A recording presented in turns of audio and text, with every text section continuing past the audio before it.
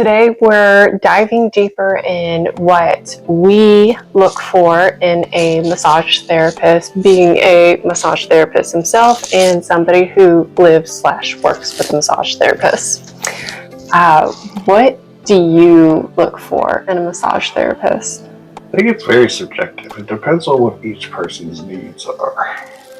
Most people think of massage as being like relaxation or kind of Swedish, but it's much more than that. If you need help with flexibility, you can get a sports massage. If you have a knee or shoulder injury, you can get injury rehabilitation. So it really, for me, I need an aggressive therapist. I need someone who will get into my problem areas and work, because you have layers and layers and layers of muscles that get stuck together.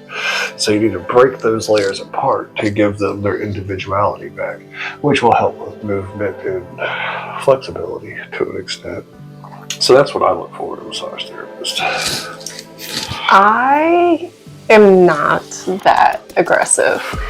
As you know, whenever you start working on my adductors, or the IT band rather, my body does not like that.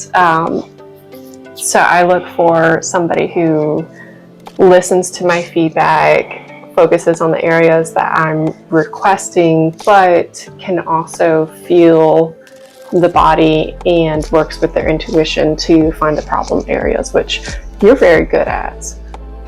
You have those magnet hands with it, but there are even times for me when you might be a little too deep for my preference, but you always hedge off when I make that known to you. So having a massage therapist that backs off when you ask them to, if there's an injury that just can't handle a lot of work, or my body is not ready for deep work like my IT bands usually are. Have there been any good massage therapist experiences or bad massage therapist experiences to juxtapose this, why we look for what we look for in a massage therapist? Yes. Do you want to share any of these experiences? Well, you're like, a bad therapist doesn't listen to your needs. Like I say, I need low back and left knee work, and they spend 45 minutes of an hour massage working on my shoulders and my neck, which might have felt great, but it wasn't what I said I wanted or needed. And I'm paying for it. I should get what I want. Mm-hmm. And then, good therapist listens to you. They don't just listen to like what you want, but they listen to your body. So usually your body will tell the therapist before you say something that it's too much, whether it's a reflex to tighten up or you hold your breath. It's usually your body has nonverbal communication that will let a good therapist who's paying attention know that it's a little too much. And that's, to me, is a sign of a good therapist, because they're not just going through the motions, they're listening to your body, trying to go with the flow instead of making their own way. Mm-hmm. I had a experience in Costa Rica with a massage therapist who was very aggressive in her technique, and she called it a Swedish massage, but it didn't feel very sweet or Swedish. And she started working aggressively and my body started tensing up, and that was before I had the courage of speaking up during massage therapy sessions to say, hey, that's too deep, can you be gentler or use a different technique or whatnot. But I did not go back to that massage therapist. Were there any excellent massage therapy experiences that you've had that are noteworthy? Yeah, I'm kind of spoiled. Uh-huh. Well, being a massage therapist, you know a lot of therapists. So, I've gotten some really poopy massages and I've gotten some really great massages. I got a 3-hour massage once. That was, and it was a good massage. It wasn't just like she was going through the motions for 3 hours. It was a very good massage. How do you massage for 3 hours? Well, it started with me because it was supposed to be a 2-hour massage. But when the 2 hours was up, I was like, I'm not done. So I just kept going. And then by the time I was done, it had turned into a 3-hour massage. And we were trading.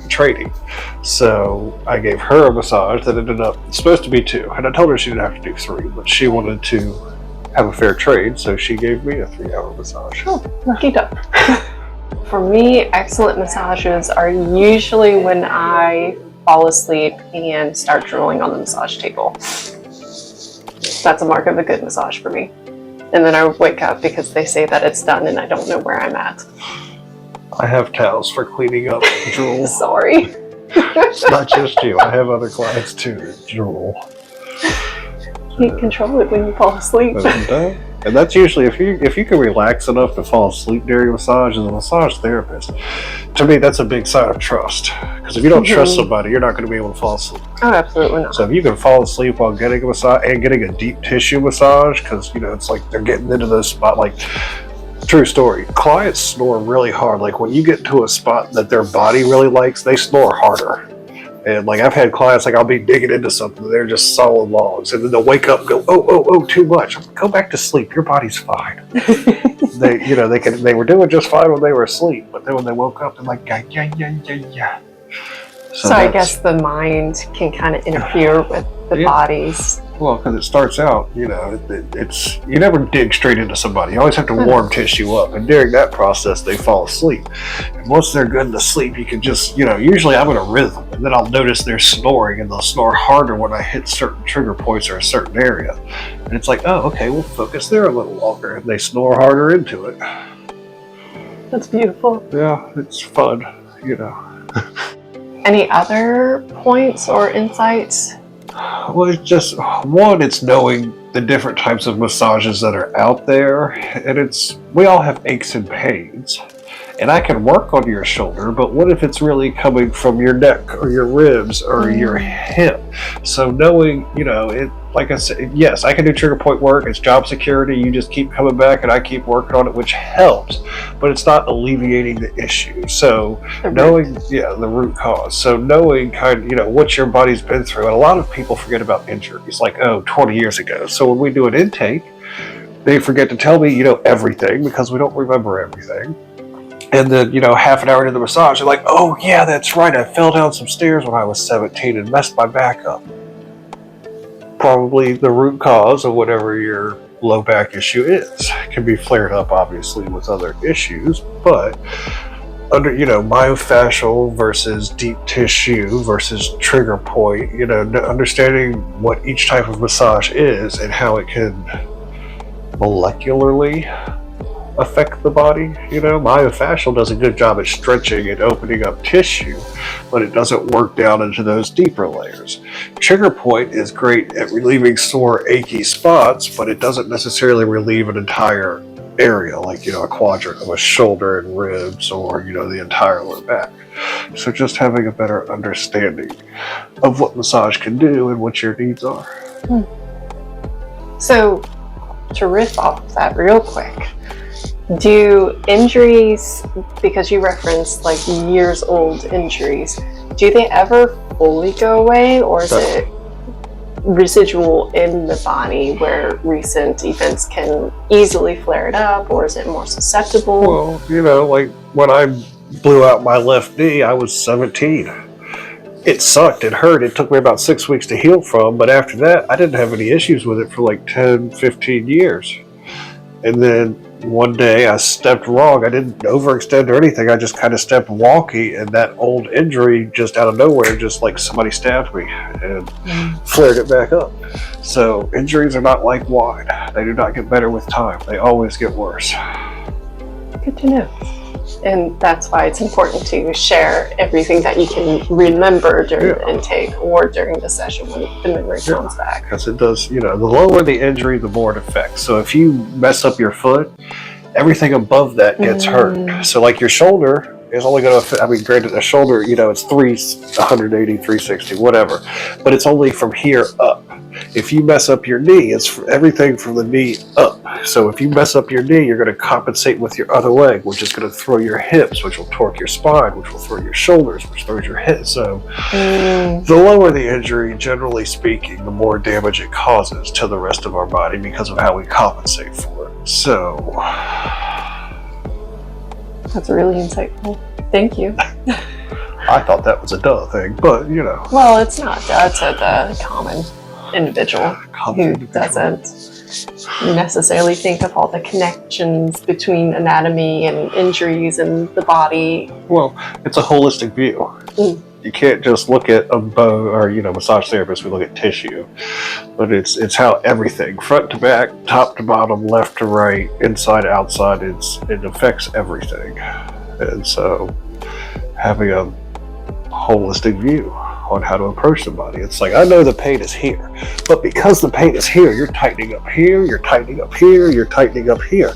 So yes, we're going to work that, but we got to work everything else around it to help the whole body. And there's also the connective tissues that play a role as well. Yeah. Especially in that kind of a space. The way when something is hurt or in pain, we tighten up to protect it. And tightening muscles is what creates pain in the body.